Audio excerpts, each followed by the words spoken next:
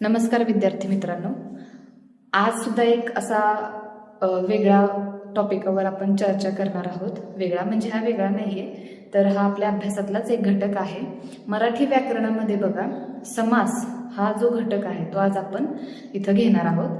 तर मराठी व्याकरण हे बघा फक्त 10वी पुरतच मर्यादित नाहीये किंवा शालेय अभ्यासापुरतच मर्यादित नाहीये, तर ते इतरही ज्या आपण स्पर्धा परीक्षांची तयारी करत असतो, मग ती पोलीस भरती असू दे, MPSC असू दे, TET असू दे, अशा ज्या वेगवेगळ्या एक्झाम्स आहेत त्यामध्ये आपल्याला या मराठी व्याकरणाचा उपयोग होत असतो. मग आपल्याला हा समास हा टॉपिक म्हणजे मला तरी तसा थोडा अवघड वाटायचा, पण मीही तो स्टडी केला आणि तो आज तुमच्यासमोर मांडण्याचा प्रयत्न करते. पण अजिबात मराठी व्याकरण अवघड नाहीये. तर आज आपण सुरुवात करूया समास या टॉपिकला. तर बोर्डवर बघा मी त्याची व्याख्या लिहिलेली आहे. व्याख्या अशी आहे: दोन किंवा अधिक शब्द एकत्र येऊन बनलेला एक जोड शब्द होय. समास म्हणजे दोन किंवा अधिक शब्द एकत्र येऊन बनलेला एक जोड शब्द होय. शब्दांमधील परस्पर संबंधाचे प्रत्यय गाळून हा नवीन शब्द तयार होतो. म्हणजे जे त्यामधले जे प्रत्यय आहेत, एखाद्या शब्दांमधले जे प्रत्यय आहेत ते गाळले जातात आणि त्यापासून एक नवीन शब्दांची निर्मिती होते, नवीन शब्दाची म्हणजे नवीन शब्द तयार होतो. तर त्याला काय म्हणायचं? समास असं म्हणायचं. आता या समासाचे बघा 4 प्रकार आहेत. ते मी एका आकृतीमधून तुम्हाला एक्सप्लेन करणार आहे. आता समोर एक आकृतीद्वारे मी समासाचे 4 प्रकार तुम्हाला दाखवले आहेत. तर समासाचे 4 प्रकार बघा जे मुख्य आहेत.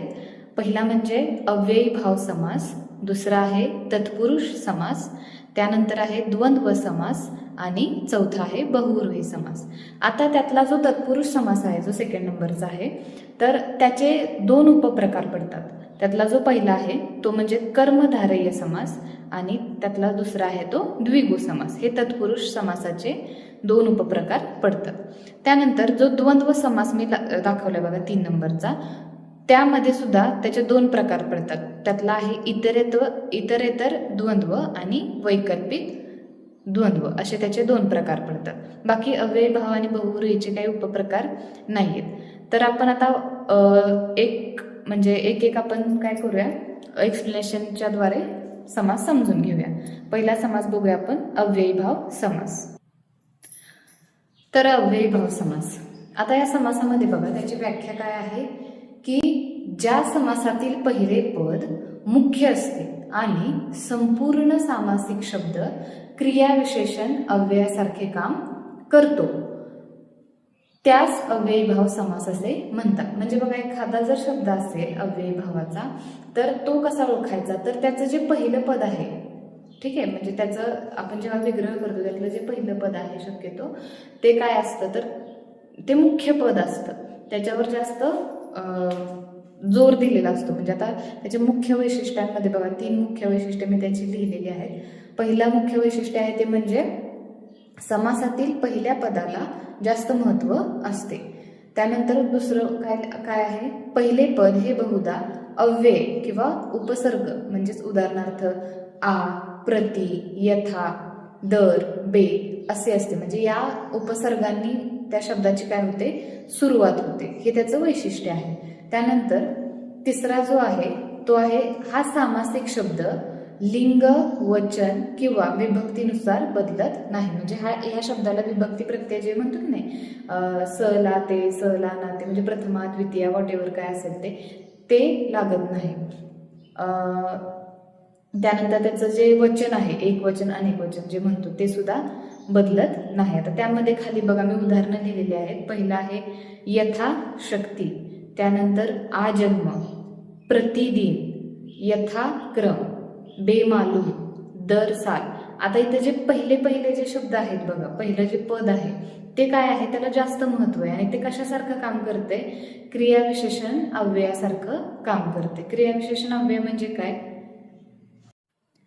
तर जी क्रिया आहे त्या क्रियेबद्दल काय करतं, ते अधिक माहिती सांगण्याचा प्रयत्न करतं, पण लिंग वचनानुसार त्या शब्दामध्ये काय होत नाही, बदल होत नाही. फॉर एक्झाम्पल बघा, कांगारू अतिशय जलद आहे. आता हे अतिशय हा जो शब्द आहे तो काय करतोय की क्रियेबद्दल अधिक माहिती सांगत आहे. पण अतिशय ह्या शब्दाला आपण काय करू शकतोय का, म्हणजे त्याचं वचन किंवा जे लिंग आहे ते बदलू शकत नाही किंवा त्याला विभक्तीही लागू शकत नाही. या पद्धतीनं जे शब्द असतात त्याला म्हणायचं अव्ययीभाव समास. यानंतर जो पुढचा समास आहे तो आपण बघूया. आता तत्पुरुष समास. तत्पुरुष समासाची व्याख्या काय आहे? हा व्याकरणातील एक महत्त्वाचा समास आहे. या समासात दुसरे पद महत्त्वाचे असते. आता जो आपण पहिला अव्ययीभाव समास जो बघितलेला होता त्याच्यामध्ये काय होतं की पहिल्या पदाला जास्त महत्त्व दिलं जात होतं. मग तत्पुरुष समासामध्ये काय असतं तर दुसऱ्या पदाला जास्त महत्त्व दिलं जातं. आणि अर्थपूर्ण करण्यासाठी सामासिक शब्दाचा विग्रह करताना गाळलेला शब्द किंवा विभक्ती प्रत्यय पुन्हा जोडावे लागतात. म्हणजे बघा, जर आपण शब्दाचा विग्रह केला, ठीक आहे, तर जो विग्रह न करता झालेला जो शब्द आहे, म्हणजे जो आपला मेन शब्द आहे तत्पुरुष समासाचा, त्याचा विग्रह केल्यानंतर जो गाळलेला आपण शब्द आहे तो पुन्हा जोडावा लागतो.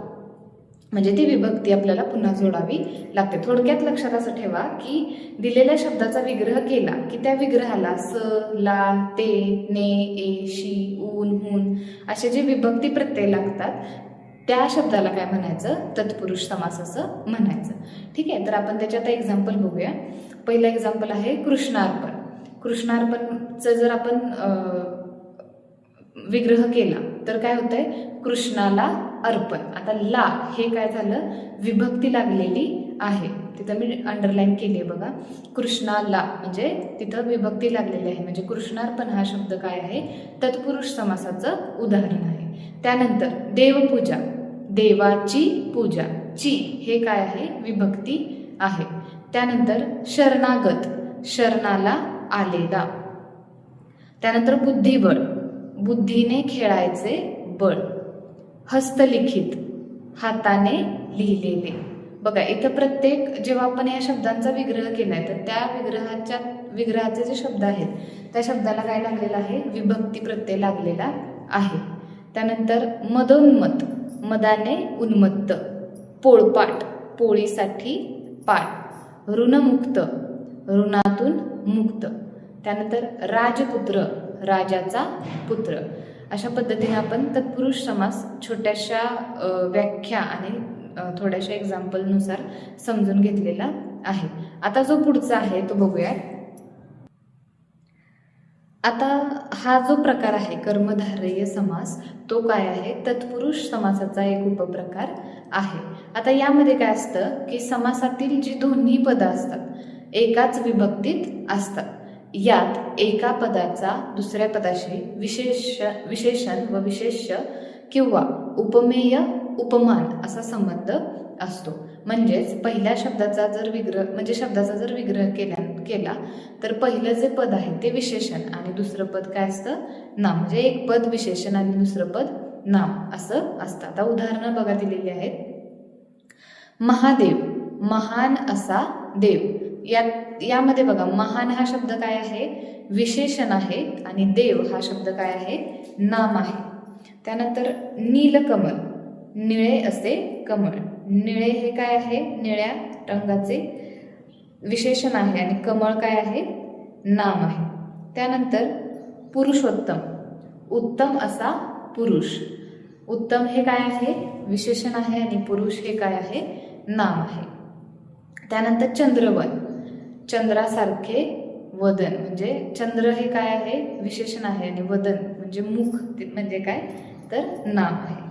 आता यानंतर आपण तत्पुरुष समासाचा दुसरा उपप्रकार बघणार आहोत. आता आहे तो द्विगु समास. आता हा जो समास आहे तो तत्पुरुष म्हणजेच कर्मधारय समासाचाच एक उपप्रकार आहे. तर ह्यात काय असतं की पहिलं जे पद आहे ते संख्यावाचक असतं आणि या सामासिक शब्दावरून एका समूहाचा बोध होतो. म्हणजे थोडक्यात पहिला जो शब्द आहे उदाहरणामध्ये मी घेतले बघा, पंचवटी. पंच म्हणजे हे काय आहे? 5 अंक. तिथं आपल्याला लक्षात येतो की त्या अंकाचं काहीतरी म्हणजे दाखवलं गेलंय, अंक काहीतरी दर्शवण्याचा प्रयत्न केला गेलाय. म्हणजेच काय? 5 वडांचा समूह, त्याला म्हणायचं काय? पंचवटी. त्यानंतर त्रिभुवन, त्रि म्हणजे काय? 3. 3 भुवनांचा समूह, त्यानंतर नवरत्न, 9 रत्नांचा समूह, चौघडा, 4 घड्यांचा म्हणजेच वाद्यांचा समूह. मग जेव्हा शब्दामध्ये आपल्याला पहिला जो शब्द आहे तो संख्यावाचक आपल्याला जाणवेल, तो शब्द काय असणार आहे तर द्विगु समास. आता बऱ्याच वेळेला काय होतं बघा, जे उपप्रकार आहेत ते उपप्रकार ऑप्शनमध्ये तुम्हाला दिले गेलेले नसतात. म्हणजे 4 जे ऑप्शन असतात तुमचे त्यामध्ये तो ऑप्शनच दिलेला नसतो. आता समजा जर पंचवटी हे कोणत्या समासाचं उदाहरण आहे असा जर प्रश्न आला तर त्यामध्ये तुम्हाला द्विगु समासाचं एक्झाम्पलच नसेल आणि फक्त तत्पुरुष समास असेल, बाकी इतर समासांची तुम्हाला फसवण्यासाठी ऑप्शन दिलेले असतील. तर तत्पुरुष समास हे त्याचं उत्तर लिहायचे, कारण हा त्यातलाच उपघटक आहे, उपप्रकार आहे, त्यामुळे तिथं गोंधळून जायचं नाही. त्यामुळे एक्झाम्पल जे संख्या दर्शवणारे असतील ते शक्यतो कशाचे असतील, द्विगु समास, तत्पुरुष समास, कर्मधारय समास, हे कंबाईन लक्षामध्ये ठेवायचं आहे. पण जर त्या ऑप्शनमध्ये तुम्हाला द्विगु समास जर दिला असेल, तत्पुरुषही दिला असेल आणि कर्मधारय सुद्धा दिला असेल, असंही खूपदा होतं, तर त्यातला द्विगु समास हे त्याचं करेक्ट आन्सर असणार आहे. जरी तिन्ही पर्याय बरोबर असले पण त्यातला जो मेन ज्या समास आहे त्याचा हा प्रकार आहे द्विगु समास. त्यामुळे तिथं जर हे तीनही पर्याय जर तुम्हाला आले चुकून, द्विगु समास, तत्पुरुष समास, कर्मधारय समास आणि एखादा इतर तुम्हाला दुसरा दिला असेल, पण ह्या 3 मध्ये तेव्हा फसायचं नाही. जे आपलं करेक्ट आन्सर आहे द्विगु समास ते त्याचा आन्सर तिथं लिहून टाकायचं. पण ज्या वेळेला इतर समास तुम्हाला दिलेले असतील आणि ऑप्शनमध्ये यासाठी फक्त तत्पुरुष समास असं लिहिलं असेल किंवा कर्मधारय लिहिलं असेल, तर त्यातलं काय असणार आहे तुमचं तत्पुरुष समास हे त्याचं आन्सर असणार आहे. त्यानंतर आपण पुढचा समास बघूया. आता हा जो आहे समासातला मुख्य प्रकार तिसरा, तो आहे द्वंद्व समास. द्वंद्व समास काय आहे? मराठी व्याकरणात ज्या समासातील दोन्हीही पदे अर्थाच्या दृष्टीने समान किंवा मुख्य असतात त्यास द्वंद्व समास असे म्हणतात. आता जो बघा आपण पहिला जो समास बघितला अव्ययभाव समास, त्यामध्ये काय होतं की फक्त पहिल्या पदाला जास्त प्राधान्य दिलेलं होतं, म्हणजे पहिलं पद जास्त महत्वाचं होतं. त्यानंतरचा जो दुसरा समास होता आपला तत्पुरुष समास, त्या तत्पुरुष समासामध्ये दुसऱ्या पदाला जास्त महत्त्व दिलं गेलेलं होतं. आता जो हा द्वंद्व समास आहे यामध्ये काय आहे की दोन्ही पदं विग्रह केल्यानंतरची जी दोन्ही पदं निर्माण होतात ती दोन्ही पदं आपल्याला इथं काय आहेत, महत्त्वाची असतात, मुख्य असतात. यामध्ये दोन्ही पदे स्वतंत्र आणि तितकीच महत्त्वाची असतात. हा समास प्रामुख्याने आणि व किंवा या उभयान्वयी अव्ययाने जोडलेला असतो. बघा, आणि व किंवा हे जर शब्द आले तर तो कोणता प्रकार लक्षात ठेवायचा? द्वंद्व समासाचा प्रकार लक्षात ठेवायचा. आता या द्वंद्व समासाचे 2 प्रकार पडतात, ठीक आहे. त्यातला म्हणजे इतरेतर द्वंद्व आणि वैकल्पिक द्वंद्व. आता इतरेतर द्वंद्व जो आहे त्यामध्ये बघा विग्रह करताना फक्त आणि व या 2च उभयान्वयी अव्ययांचा समावेश होतो. पण इथं जेव्हा त्याची आपण सामासिक म्हणजे तो सामासिक शब्दाचा विग्रह करतो, फोडतो तो शब्द, तर तो शब्द फोडल्यानंतर त्यामधली जी 2 पदं तयार होतात, जे 2 शब्द तयार होतात विग्रहाचे, तर ते दोन्हीही शब्द काय असतात, महत्त्वाचे असतात, अत्यंत महत्त्वाचे असतात. तसं त्या उलट काय आहे, वैकल्पिक द्वंद्वामध्ये विग्रह करताना किंवा आणि अथवा ह्या 2च शब्दांचा वापर करतात. मग यामध्ये काय असतं, निवड करायची असते, दोन्हीपैकी कुठला तरी एकच. असा जेव्हा आपल्याला तिथं बोध होतो तेव्हा तिथं कोणता समास असतो, वैकल्पिक द्वंद्व हा समास असतो. आता बघा इतरेतर द्वंद्वाची एक्झाम्पल आई वडील. आता ह्या आई वडील शब्दाचा जर आपण विग्रह केला तर आई आणि वडील आणि या उभयान्वयी अव्ययाचा आपल्याला इथं वापर करावा लागला. म्हणजे हा समास कोणता आहे तर इतरेतर द्वंद्व. म्हणजे इथं बघा आई आणि वडील हे शब्द जरी वेगवेगळे झाले तरी दोन्ही पदांना, आई आणि वडील ह्या दोन्ही पदांना काय आहे, समान महत्त्व आहे. त्यानंतर बघा राम लक्ष्मण. आता राम आणि लक्ष्मण ही दोन्ही पदं काय आहेत आपल्यासाठी महत्त्वाची आहेत. त्यानंतर कृष्णार्जुन, कृष्ण आणि अर्जुन ही दोन्ही पदं इथं महत्त्वाची ठरतात. त्यानंतर वैकल्पिक द्वंद्वमध्ये उदाहरणं बघा. पहिला आहे सत्यासत्य.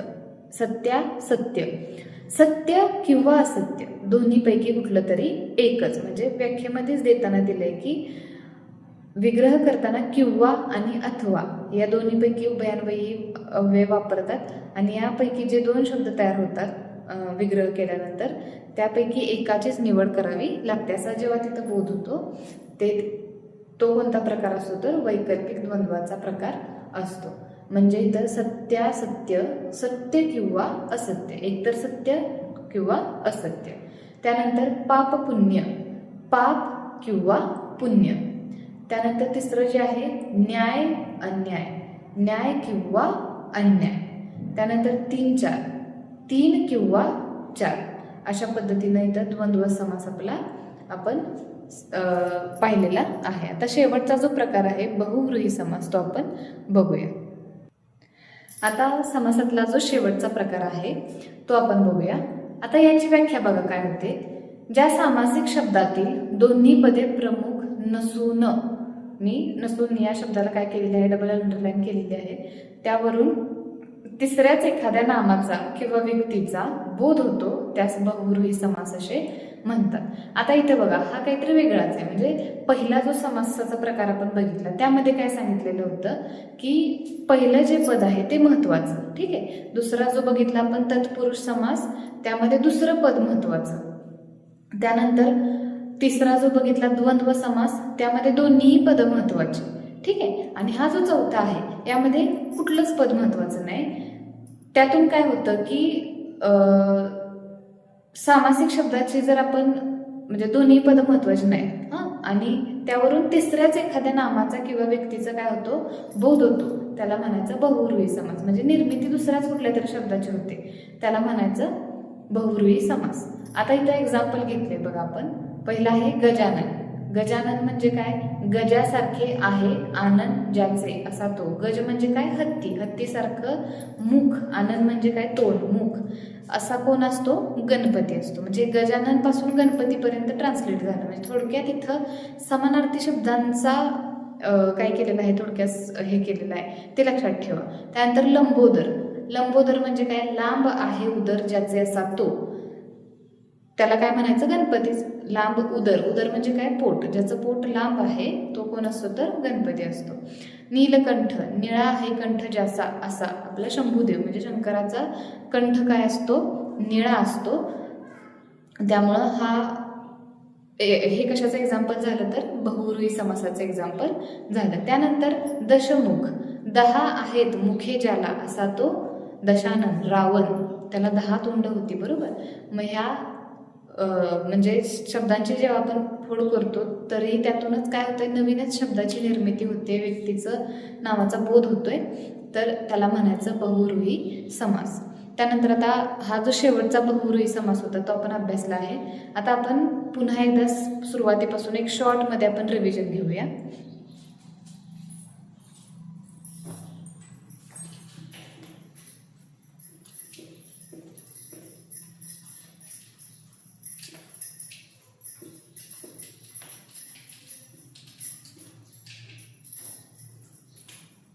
समासाचे किती प्रकार आपण बघितले, 4 प्रकार बघितले. पहिला होता आपला अव्ययीभाव समास. अव्ययीभाव समास यामध्ये काय आपल्याला सांगितलं होतं की जे पहिलं पद आहे हे प्रमुख, थोडक्यात महत्वाचं.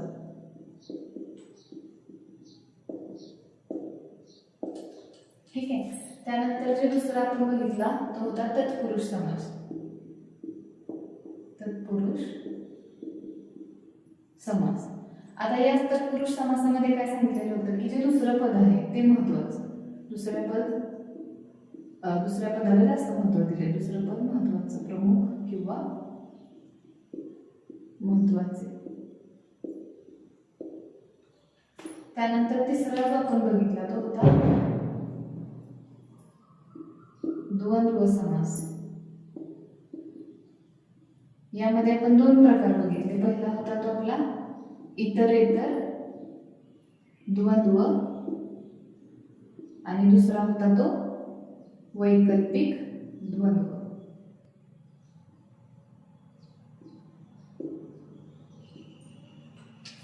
यात काय सांगितलं होतं तर दोन्ही पदांना महत्त्व दिलेलं होतं. दोन्ही पदांना समान महत्त्व. त्यानंतर जो शेवटचा आपण बघितला तो काय होता, बहुव्रीही समास. यामध्ये काय आहे की दोन्ही पद महत्त्वाचे नाही.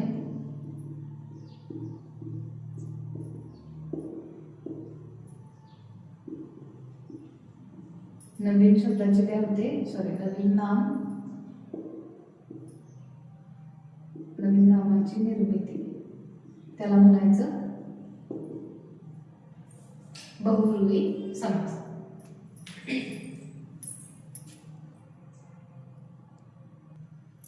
अशा पद्धतीने आपण समासाचे 4 प्रकार आज अभ्यासले होते. त्यामध्ये बघा अव्ययी भाव समास हा पहिला आपण अभ्यासला, ज्यामध्ये पुन्हा एकदा सांगते मी की पहिलं पद आहे ते प्रमुख दर्शवलं जातं. तत्पुरुष समास दुसरा आहे तो, त्याच्यामध्ये दुसरं पद प्रमुख मानलं जातं. तत्पुरुष समासाचे पण 2 उपप्रकार आहेत, पण शक्यतो ते जास्त अभ्यासात कुठं दिसून येत नाहीत. पण तरी पण तत्पुरुष समासाचे 2 प्रकार कोणते तर पहिला आहे तो कर्मधारयी समास आणि दुसरा आहे तो द्विगु समास. कर्मधारयीमध्ये काय असतं की जेव्हा आपण शब्दाचा विग्रह करतो तेव्हा पहिलं जे पद आहे म्हणजे त्यातलं एक पद आहे ते विशेषण असतं आणि दुसरं पद काय असतं, नाम असतं. तो झाला कर्मधारयी समास. आणि त्यातला जो द्विगु समास आहे, तत्पुरुष समासाचा दुसरा प्रकार द्विगु समास आहे. त्यामध्ये बघा की पहिले जे पद आहे ते आपल्याला संख्या दर्शवतं, एखादी संख्या दर्शवतं आणि समूहाचा बोध करून देतं, त्याला म्हणायचं द्विगु समास. जसं की आपण एक्झाम्पल घेतले पंचवटी, त्रिभुवन, नवरत्न, चौघडा इत्यादी. ठीक आहे. त्यानंतर तिसरा जो प्रकार आहे समासाचा तो आहे द्वंद्व समास. आता ह्या द्वंद्व समासामधलेही जे 2 उपप्रकार आहेत ते शक्यतो विचारले जातात. त्यातला पहिला आहे इतरेतर द्वंद्व आणि दुसरा आहे वैकल्पिक द्वंद्व. तर यामध्ये काय असतं, दोन्ही पदांना समान महत्त्व असतं. त्यातला जो इतरेतर द्वंद्व आहे त्यामध्ये काय आहे, आणि व ह्या 2 उभयान्वयी अव्ययांचा वापर केला जातो आणि त्यातल्या दोन्हीही पदांना समान महत्त्व असतं, म्हणजे दोन्ही पदं महत्त्वाची असतात. आणि जो दुसरा आहे वैकल्पिक द्वंद्व त्यामध्ये काय असतं, किंवा आणि अथवा ह्या 2 उभयान्वयी अव्ययांचा वापर केला जातो. मग त्यातला पहिला किंवा दुसरा म्हणजे एकतर समजा आता सत्य हे एक्झाम्पल आपण घेतलं तर त्यातलं सत्य किंवा असत्य दोघांपैकी एका कुठल्या तरी घटकाची निवड आपल्याला करायची असते. अशा वेळी कोणता समास असतो तिथं तर वैकल्पिक द्वंद्व समास असतो. त्यानंतर जो शेवटचा आहे तो आहे बहुव्रीही समास. त्यामध्ये बघा बहुव्रीही समासामध्ये दोन्ही पद महत्त्वाची नसून नवीनच नामाची किंवा शब्दाची काय होते तिथं निर्मिती होते. जसं की आपण एक्झाम्पल घेतलं दशमुख, 10 ज्याला तोंड आहेत असा ज्याला म्हणतो आपण रावण. ठीक आहे. म्हणजे शब्द दिलेला असतो तो वेगळाच आणि त्याची फोड करून जो नवीन शब्द तयार होतो तो वेगळाच. अशा वेळेस कोणता समास असतो तर बहुव्रीही समास असतो. अशा पद्धतीने आज आपण समासाचे प्रकार अभ्यासलेले आहेत. मला आशा आहे की बऱ्यापैकी तुम्हाला समजलं असेल. काही शंका असेल तर मला नक्की कमेंट करून सांगा. धन्यवाद.